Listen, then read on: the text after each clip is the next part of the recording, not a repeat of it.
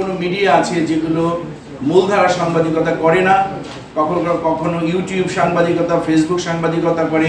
তাদের ভিড়ে, তাদের ঠেলায় মূলধারা সাংবাদিকরা কখনো কখনো তারা তাদের সম্মানটুকু আপনারা পান। সাংবাদিকতা পেশাটাকে কিভাবে আরো ফলপ্রসূ করা যায় এটি নিয়ে কিন্তু সবার মধ্যেই একটি আগ্রহ আমরা দেখেছি। হয়তো কাজের ভিন্নতার কারণে বা পরিস্থিতির কারণে দুই একটি ব্যতিক্রম হতে পারে, কিন্তু সবার লক্ষ্য উদ্দেশ্য স্যার আমাদের মনে হয়েছে যে একই। কিন্তু উপজেলা জেলা প্রতিনিধি যারা আছে তাদেরকে যদি মান্থলি একটা পেমেন্ট পরিশোধ করতে পারে, মান্থলি যদি তাদের স্যালারি পরিশোধ করতে পারে, সেক্ষেত্রে আমার মনে হয় যে এখানে আরো যোগ্য লোক এই পেশায় আসার যে সম্ভাবনা বা তাদের কাজ করার যে দায়বদ্ধতা, জনগণের প্রতি একটা দায়বদ্ধতা বা সংশ্লিষ্ট একটা মিডিয়ার প্রতি যে দায়বদ্ধতা, সেটি নিশ্চয়ই আরো বৃদ্ধি পাবে বলে আমি মনে করি।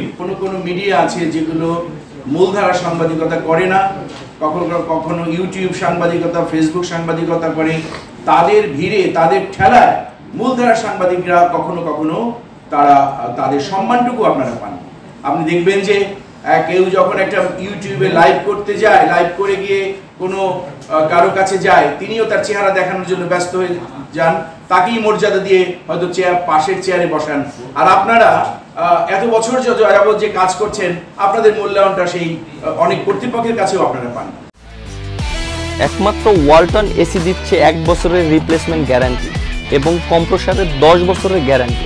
আপনারা নিজেরা আপনাদের প্রাপ্য পারিশ্রমিক পান না, আপনাদের ওয়েজ বোর্ড বাস্তবায়িত হয়নি।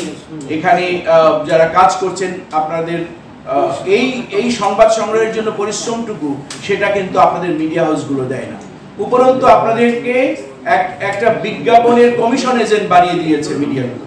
আপনি বিজ্ঞাপন কমিশন জোগাড় করবেন, সেখান থেকে কমিশন পাবেন, সেটাই হলো আপনার রুটি রুচি হয়েছে। সাংবাদিকতা যদি এইরকম পর্যায়ে চলে যায় যে আপনি একজন বিজ্ঞাপনের এজেন্ট হিসেবে কাজ করেন, তাহলে যে সৎ সাংবাদিকতার কথা বলি, বস্তুনিষ্ঠ সাংবাদিকতার কথা বলি, কিংবা কোয়ালিটি জার্নালিজমের কথা বলি, সেগুলো কিন্তু আর হয় না। বাংলাদেশের সাংবাদিকরা এই যে বলি এভাবে কাজ করছে, যার ফলে সাংবাদিকদের যথেষ্ট উন্নয়ন হচ্ছে। এখানে এটা হয়েছে এবং হচ্ছে। তবে যে কোনো ব্যাপারেই কাজ করলে কিছু ভুল হতে পারে, কিছু সমালোচনা হতে পারে, এটা খুবই স্বাভাবিক। এবং এই ভুলগুলো প্রতিবেদনের জন্যই আবার প্রেস কাউন্সিলের আইনি বলা আছে কিভাবে সেই ভুলগুলোর সমাধান করতে হবে।